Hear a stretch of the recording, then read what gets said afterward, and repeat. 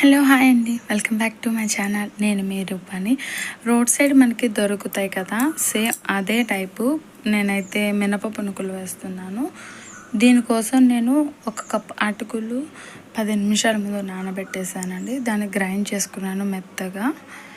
ఇప్పుడు ఇందులోకి నేను ఇడ్లీ పిండి ఉంటుంది కదండి, 2 కప్పుల ఇడ్లీ పిండి తీసుకున్నాను. కొంచెం నూక ఎక్కువ వేసుకోండి,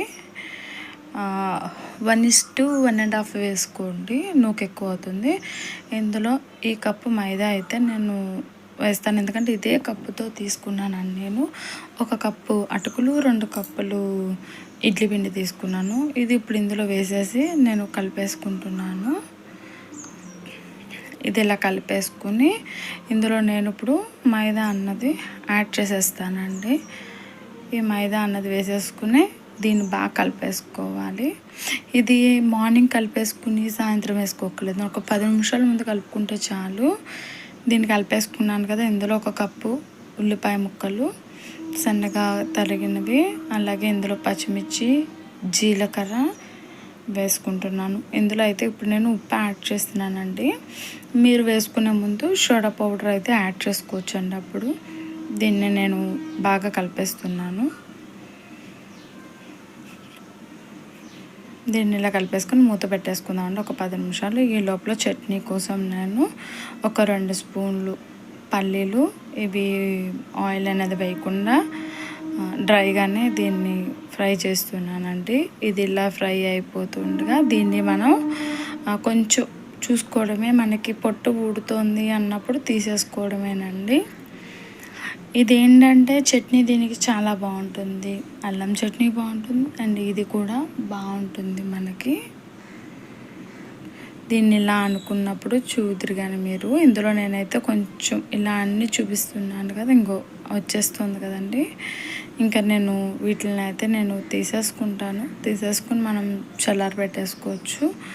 ఎందుకంటే ఇందులో మిగిలిన వేస్తాను కాబట్టి ఓన్లీ 2 స్పూన్స్ మాత్రమే వేసానండి. ఇంకా మాడిపోతే ఇంకెక్కువసేపు అయితే మళ్ళీ చూపిస్తున్నాను. వచ్చేసాయి కదా, ఇందులో 2 స్పూన్లు ఆయిల్ వేసి టమాటా, పచ్చిమిర్చి వేసుకుంటున్నాను.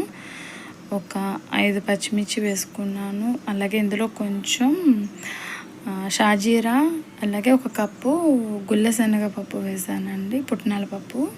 షాజీరా ఫ్లేవర్ చాలా బాగుంటుంది చట్నీకి, ఏ చట్నీలోనైనా ట్రై చేయండి. అలాగే 2 ఎండుమిర్చి వేసాను.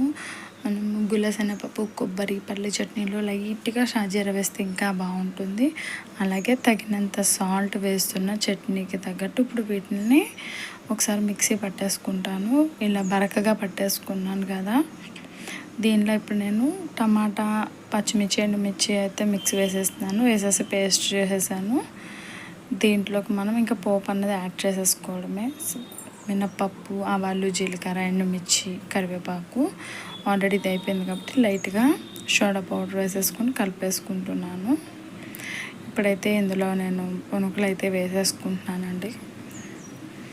మనకి ఇందులో అటుకులు వేసాం కాబట్టి టేస్ట్ అయితే డిఫరెంట్గా వస్తుందండి. ఒక్కసారి ట్రై చేశాక ఎలా ఉందో నాకు కామెంట్లో చెప్పండి.